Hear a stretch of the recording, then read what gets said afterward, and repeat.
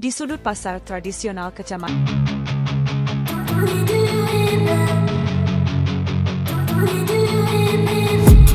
I've been dreaming on in my head like I've seen it. A life worth living is a life with meaning. I'll do what I love till my heart stops beating. I'm feeding this demon.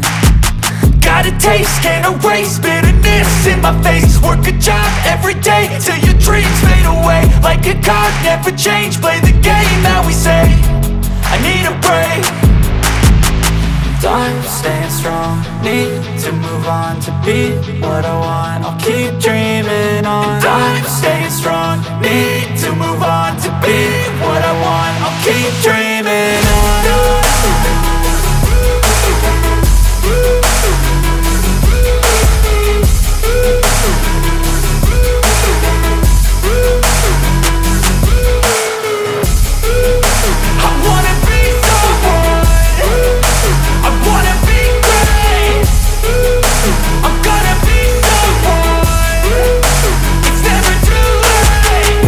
Face on when I chase like that. Yeah, I play so strong with a knife in the back. I'ma swing home run like a baseball bat. Gonna see me rise, you can hate on that. I don't play both sides, doing me no cap. I'ma ride or die for my dreams on tap. I'ma fly real high, you ain't see me slack. No, it's not how you fall, it's how you get right back up. That's how you get tough. Calluses on my hands so rough, yeah, I call your bluff. I'm not the one, mess with me and come out with none. Cause I'm so done, you had your fun. And now you're gonna face down the barrel of the gun. Cause I got a full clip with your name on it. But I'ma let you slide cause you ain't worth it. I'm staying strong, need to move on to be what I want. I'll keep dreaming on. I'm staying strong, need to move on to be what I want. I'll keep dreaming on.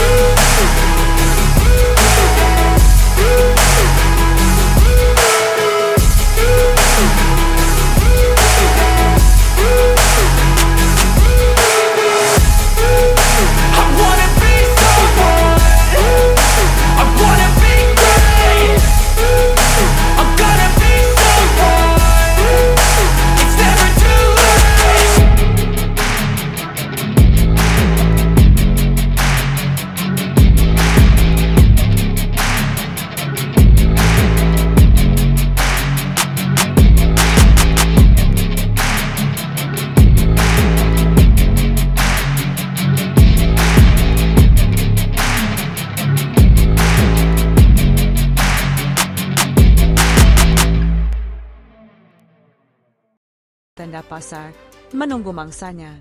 Ridwan memiliki aturan tidak tertulis dalam memalak. Ia hanya mengambil uang secukupnya, tidak pernah berlebihan. Baginya, ini adalah cara hidup yang sudah biasa.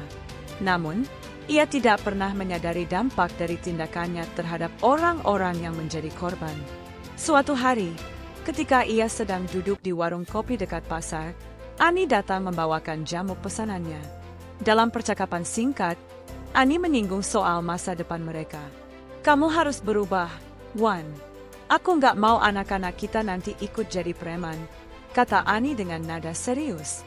Ridwan hanya tersenyum dan berkata, tenang saja, aku sudah punya rencana. Malam itu, Ridwan duduk di teras rumahnya, memandangi foto Ani yang tersimpan di ponselnya. Ia memikirkan rencana lamarannya.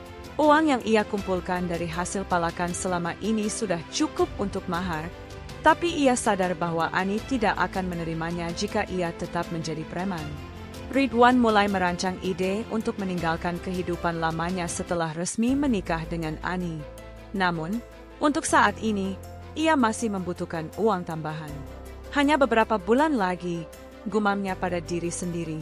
Besok pagi, ia akan kembali ke pasar untuk mencari mangsa. Keesokan harinya, Ridwan berdiri di pinggir jalan, menunggu truk besar melintas. Tak lama kemudian, sebuah truk dengan logo perusahaan besar muncul dari kejauhan. Ridwan melambaikan tangannya, memberi isyarat agar sopir truk itu berhenti. Ketika pintu truk terbuka, Ridwan terkejut bukan kepalang. Sopir itu adalah seorang pria paruh baya dengan wajah ramah yang sangat mirip dengan Pak Hadi, calon mertuanya. Ridwan sempat ragu, tapi ia mencoba bersikap profesional seperti biasa. Selamat siang, Pak. Ada pajak jalan? Ya, kata Ridwan dengan cengiran khasnya. Pak Hadi menatapnya dengan heran, lalu berkata, ini negara hukum, Mas. Nggak ada pajak jalan yang kayak gitu.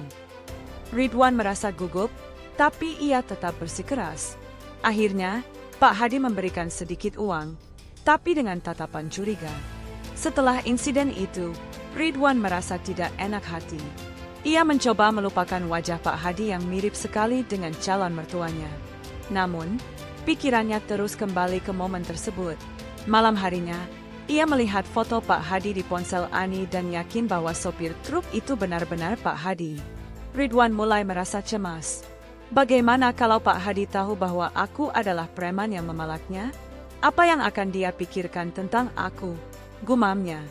Ia mencoba menenangkan diri dengan minum kopi di warung langganannya, tapi pikirannya tetap kacau.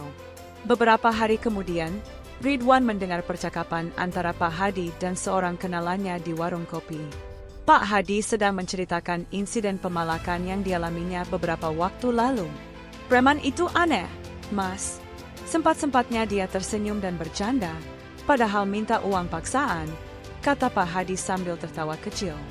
Ridwan mendengarnya dari balik tembok warung. Hatinya mencelos. Ia akhirnya yakin bahwa sopir truk itu adalah Pak Hadi, calon mertuanya. Ridwan panik dan mulai memikirkan cara untuk menutupi kesalahannya. Namun, semakin ia berpikir, semakin ia merasa bersalah atas tindakannya. Malam itu, Ridwan duduk di tepi sungai kecil di pinggir pasar, merenung. Ia memegang sebatang rokok yang sudah hampir habis terbakar. Pikirannya dipenuhi oleh pertanyaan-pertanyaan sulit. Apa aku harus bilang ke Ani? Apa aku harus minta maaf sama Pak Hadi? Tapi kalau aku ngaku, apa dia bakal marah besar dan nolak aku jadi calon mantunya? Gumamnya dalam hati. Ridwan tahu bahwa ia tidak bisa terus-menerus hidup sebagai preman jika ingin serius dengan Ani. Namun, meninggalkan dunia premanisme bukanlah hal yang mudah. Selain uang yang ia butuhkan untuk mahar, ia juga khawatir akan kehilangan pengaruhnya di pasar. Teman-temannya, seperti Jono dan Udin, mungkin akan marah jika ia tiba-tiba berhenti. Ridwan merasa terjebak antara masa lalu dan masa depan yang ingin ia bangun bersama Ani. Akhirnya, ia memutuskan untuk mencoba perubahan secara bertahap. Aku harus mulai dari sesuatu yang kecil, katanya pada dirinya sendiri. Esok paginya, ia memutuskan untuk tidak memalak sopir truk yang melintas, meski hatinya masih ragu-ragu. Di sisi lain, Pak Hadi mulai curiga dengan preman pasar yang memalaknya beberapa waktu lalu. Ia ingat betul wajah Ridwan yang tampak familiar, tapi ia tidak bisa menempatkannya di mana. Ketika beristirahat di warung kopi dekat pasar, Pak Hadi bertanya kepada beberapa pedagang tentang preman itu. Salah satu pedagang berkata, "Oh, itu Ridwan, Mas. Dia preman pasar yang suka minta pajak jalan. Katanya sih, dia pacaran sama anak penjual jamu keliling, tapi aku nggak tahu pasti." Mendengar nama tersebut, Pak Hadi langsung teringat Ani pernah menyebut nama Ridwan sebagai pacarnya. Hatinya langsung berdebar. Jangan-jangan, pikirnya. Pak Hadi belum yakin sepenuhnya, tapi ia mulai menyelidiki lebih dalam. Ia memutuskan untuk kembali ke pasar minggu depan dan mencari tahu lebih banyak tentang Ridwan. Beberapa hari kemudian, Ridwan sedang membersihkan warung kopinya yang baru dibuka di pinggir pasar. Ia berusaha keras untuk menjauh dari dunia premanisme, meski usahanya masih sangat sederhana. Warung itu hanya memiliki beberapa meja plastik dan kursi lipat, tapi bagi Ridwan, ini adalah langkah awal menuju kehidupan yang lebih baik. Tiba-tiba, sebuah truk besar melintas di depan warungnya. Ridwan mengenal truk itu dengan sangat baik. Itu adalah truk milik bos Pak Hadi. Tanpa sengaja, ia melihat Pak Hadi turun dari truk dan masuk ke warung kopi langganannya. Ridwan panik. Ia tidak tahu apakah Pak Hadi sudah tahu identitasnya atau belum. Setelah beberapa saat berpikir, Ridwan memberanikan diri mendekati Pak Hadi. "Selamat siang, Pak," sapanya dengan nada canggung. Pak Hadi menoleh dan tersenyum ramah. "Siang, Mas. Kok kenal saya?" tanyanya. Ridwan gugup, tapi ia mencoba bersikap tenang. "Oh, saya sering lihat Bapak lewat sini. Saya punya warung kopi kecil di sana. Kalau ada waktu, mampir ya, Pak." kata Ridwan sambil menunjuk warungnya. Pak Hadi mengangguk, tapi tatapannya tetap penuh rasa penasaran. Sementara itu, teman-teman preman Ridwan mulai curiga dengan perubahan sikapnya. Jono, salah satu preman pasar yang paling senior, mendatangi Ridwan di warung kopinya. Wan, kok akhir-akhir ini kamu jarang nongkrong sama kita? Ada apa nih? Tanya Jono dengan nada sinis. Ridwan mencoba menjelaskan bahwa ia ingin mencoba hidup mandiri dengan membuka usaha kecil-kecilan. Namun, Jono tidak percaya. Jangan-jangan kamu mau ninggalin kita? Ya? Kamu pikir bisa hidup enak tanpa kita? Bentar Jono. Udin, teman lainnya, ikut menyela. Kalau kamu tinggalin kita, jangan harap bisa damai. Wilayah pasar ini tetap milik kita, dan kamu nggak boleh ganggu, ancamnya. Ridwan merasa tertekan. Ia tahu bahwa meninggalkan dunia premanisme tidak akan semudah yang ia bayangkan. Namun, ia juga sadar bahwa ia tidak bisa mundur lagi. Aku nggak akan ganggu kalian. Aku cuma ingin hidup biasa aja, jawab Ridwan dengan nada tegas. Jono dan Udin saling berpandangan, lalu pergi dengan gerutuan tidak puas. Ridwan menghela napas panjang. Perjalanan menuju perubahan ternyata penuh tantangan. Setelah insiden dengan Jono dan Udin, Ridwan semakin yakin bahwa ia harus benar-benar meninggalkan dunia premanisme. Ia tidak ingin masa depannya dengan Ani hancur karena kesalahannya di masa lalu. Malam itu, ia memutuskan untuk menjual barang-barangnya yang tidak penting, termasuk motor tua yang sering ia gunakan untuk berkeliling pasar. Uang hasil penjualan itu ia gunakan untuk memperbaiki warung kopinya dan membeli bahan-bahan tambahan agar usahanya bisa berkembang. Namun, Ridwan juga sadar bahwa ia harus menghadapi masalah lain, Pak Hadi. Ia tidak bisa terus-menerus bersembunyi dari calon mertuanya. Aku harus jujur sama Pak Hadi. Meski risikonya besar, aku nggak bisa terus bohong, katanya pada dirinya sendiri. Akhir pekan berikutnya, Ridwan dan Ani mengadakan pertemuan resmi dengan Pak Hadi di rumah Ani. Ini adalah pertemuan pertama Ridwan dengan Pak Hadi sebagai calon menantunya. Ridwan merasa sangat gugup. Ia tahu bahwa Pak Hadi pasti sudah curiga tentang identitasnya sebagai preman yang pernah memalaknya. Pak Hadi menyambut Ridwan dengan senyum ramah, tapi tatapannya penuh rasa ingin tahu. Jadi, kamu Ridwan, ya? Ani sering cerita tentang kamu, kata Pak Hadi sambil menjabat tangan Ridwan. Ridwan balas tersenyum, tapi hatinya berdebar-debar. Iya, Pak. Terima kasih sudah mau menerima saya sebagai calon menantu, jawab Ridwan dengan nada hormat. Pak Hadi mengangguk, lalu mulai bertanya tentang pekerjaan Ridwan. Ridwan menjelaskan bahwa ia sedang membuka usaha warung kopi kecil-kecilan. Namun, ia merasa ada ketegangan di udara. Ia tahu bahwa waktunya untuk mengungkapkan kebenaran semakin dekat. Pertemuan resmi di rumah Ani berlangsung cukup hangat hingga sesi akhir. Setelah makan malam sederhana yang disiapkan oleh Ani dan Bu Siti, Ridwan meminta izin untuk berbicara empat mata dengan Pak Hadi. Ani melihat ekspresi serius di wajah Ridwan, tapi ia tidak tahu apa yang sedang terjadi. Di ruang tamu yang sepi, Ridwan duduk tegak di hadapan Pak Hadi. Ia menarik napas dalam-dalam sebelum mulai bicara. Pak, ada sesuatu yang harus saya akui. Ini tentang saya, katanya dengan suara gemetar. Pak Hadi menatapnya dengan raut wajah penasaran. Ada apa, Nak? Kamu bisa bicara apa saja sama saya, katanya dengan nada tenang. Ridwan menundukkan kepala, lalu berkata, beberapa waktu lalu, saya pernah memalak Bapak di pasar. Saya adalah preman pasar itu, dan saya tidak tahu bahwa Bapak adalah calon mertua saya. Suasana langsung hening. Pak Hadi tampak terkejut, tapi ia mencoba tetap tenang. Jadi, kamu benar-benar orang yang waktu itu, tanyanya pelan. Ridwan hanya mengangguk, tak sanggup menatap mata Pak Hadi. Setelah beberapa saat, Pak Hadi akhirnya bersuara. Kenapa kamu baru ngaku sekarang? Tanyanya dengan nada tegas, tapi masih terdengar sabar. Ridwan menjelaskan semua kejadian yang telah ia alami sejak pertemuannya dengan Pak Hadi di pasar. Ia bercerita tentang dilemanya, usahanya untuk keluar dari dunia premanisme, dan keinginannya untuk menjadi suami yang baik bagi Ani. Saya tahu saya salah, Pak. Saya minta maaf atas apa yang saya lakukan. Tapi saya berjanji, saya sudah berubah. Saya ingin membuktikan bahwa saya layak untuk Ani, kata Ridwan dengan mata berkaca-kaca. Pak Hadi mendengarkan dengan seksama.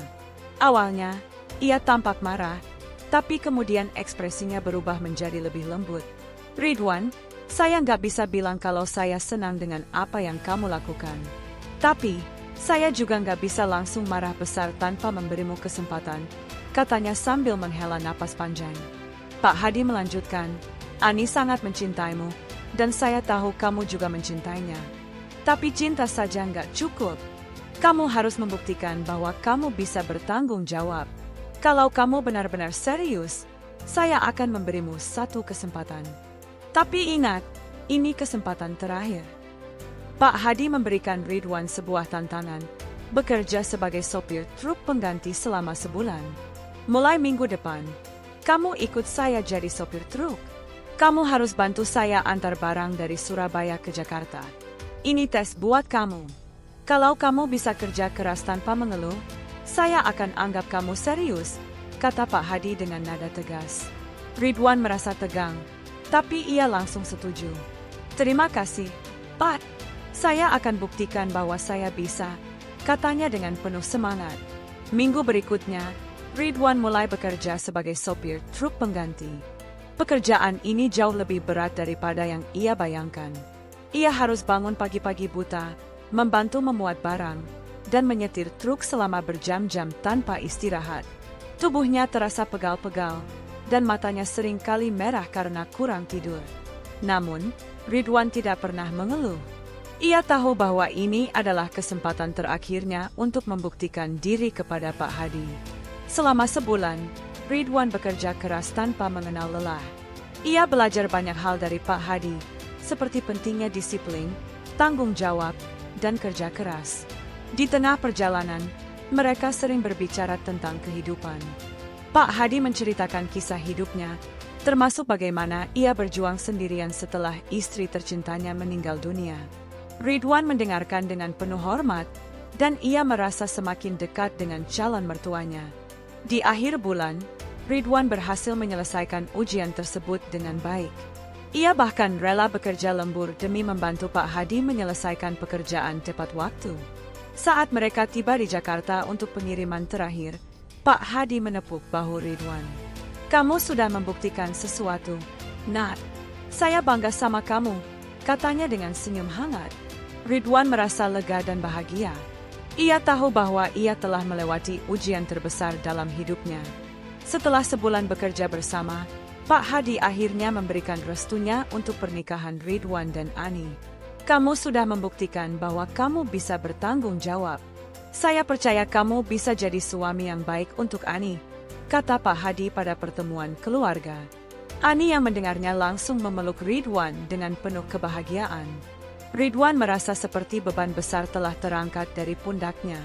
Ia berterima kasih kepada Pak Hadi atas kesempatan yang diberikan kepadanya. Hubungan Ridwan dan Pak Hadi semakin dekat setelah insiden itu. Ridwan mulai memandang Pak Hadi sebagai ayahnya sendiri, bukan hanya calon mertua. Mereka sering berbincang tentang rencana masa depan, termasuk bagaimana Ridwan bisa membantu mengembangkan bisnis truk milik bos Pak Hadi. Ani juga merasa senang melihat perubahan hubungan antara ayahnya dan Ridwan. Aku senang kamu dan ayah bisa dekat, katanya suatu hari ketika mereka duduk di warung kopi Ridwan. Ridwan tersenyum dan berkata, aku juga senang, sayang. Ini semua karena aku mau berubah demi kamu. Warung kopi Ridwan semakin laris manis. Dengan tambahan modal dari tabungan hasil kerja kerasnya sebagai sopir truk, ia berhasil memperluas warungnya dan menambah menu-menu baru. Ridwan juga mulai membuka lapak kecil untuk menjual camilan tradisional yang ternyata sangat disukai oleh para pedagang pasar. Pak Hadi sering datang ke warung Ridwan untuk minum kopi dan memberikan masukan tentang bisnis. Ridwan merasa beruntung memiliki calon mertua yang begitu bijaksana. Baik, mari kita lanjutkan cerita ini dengan pengembangan lebih detail dan menarik untuk bagian resolusi, anti klimaks, episode 21-22, serta penutup, Episode 23-25. Saya akan berusaha membuat akhir ceritanya semakin menyentuh, penuh kebahagiaan, dan memberikan pesan moral yang kuat. Ridwan, Ani, dan Pak Hadi mulai terlihat seperti keluarga kecil yang harmonis. Setiap sore, mereka sering berkumpul di warung kopi Ridwan untuk minum teh hangat sambil bercerita tentang hari-hari mereka. Ani merasa lega karena melihat perubahan besar dalam diri Ridwan. Ia tidak lagi mengkhawatirkan masa depan mereka seperti dulu. Pak Hadi juga merasa bangga dengan Ridwan. Ia sering menceritakan kepada tetangga-tetangganya tentang betapa hebatnya calon menantunya itu. Dulu dia preman pasar, tapi sekarang dia sudah jadi orang yang bertanggung jawab. Saya yakin dia bisa jadi suami yang baik untuk Ani, katanya dengan nada penuh kebanggaan.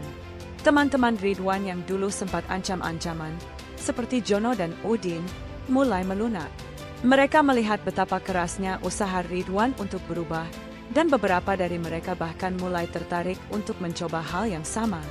Kalau Ridwan bisa berubah, kenapa kita enggak? Kata Jono suatu hari ketika ia datang ke warung kopi Ridwan untuk memesan kopi. Perubahan Ridwan juga membawa dampak positif bagi pasar tradisional Sumberrejo. Para pedagang yang dulunya takut dengan para preman pasar kini merasa lebih tenang. Ridwan sering memberikan nasihat kepada mantan teman-temannya agar meninggalkan kehidupan premanisme. Ia bahkan mengajak beberapa dari mereka untuk bekerja di warung kopinya atau membantu Pak Hadi sebagai sopir truk. Warung kopi Ridwan menjadi tempat berkumpul favorit para pedagang dan pekerja pasar. Suasana pasar yang dulu penuh ketegangan kini berubah menjadi lebih ramah dan damai. Ridwan merasa bahwa ia telah menemukan tujuan hidupnya, membantu orang lain untuk berubah seperti dirinya. Akhirnya, hari yang ditunggu-tunggu tiba. Pernikahan Ridwan dan Ani dilangsungkan di sebuah lapangan kecil di pinggir pasar. Acara tersebut dihadiri oleh seluruh warga pasar, termasuk para pedagang, sopir truk, dan bahkan mantan teman-teman preman Ridwan. Semua orang tampak bahagia, terutama Ani yang cantik dalam balutan kebaya putih. Pak Hadi memberikan pidato singkat yang menyentuh hati. Hari ini, saya ingin berterima kasih kepada Ridwan. Kamu sudah membuktikan bahwa siapapun bisa berubah jika memiliki niat yang tulus.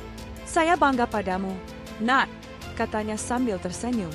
Ridwan yang mendengarnya langsung menundukkan kepala, tak mampu menahan haru. Ani memeluk Ridwan erat dan berbisik, "Aku bangga padamu, Wan. Kamu adalah pahlawanku." Setelah acara resepsi selesai, Ridwan dan Ani duduk di tepi lapangan, menikmati angin malam yang sejuk. Ridwan memandangi kerlip lampu-lampu di pasar yang masih ramai meski hari sudah larut. "Ani, aku nggak pernah menyangka kalau aku bisa sampai di titik ini," katanya pelan. Ani tersenyum lembut. "Karena kamu pantas mendapatkannya, Wan. Kamu sudah bekerja keras untuk berubah, dan hasilnya luar biasa." Ridwan mengangguk. Ia kemudian berbicara dengan nada bijak. "Ini bukan cuma tentang aku, sayang. Ini tentang semua orang yang mau berubah.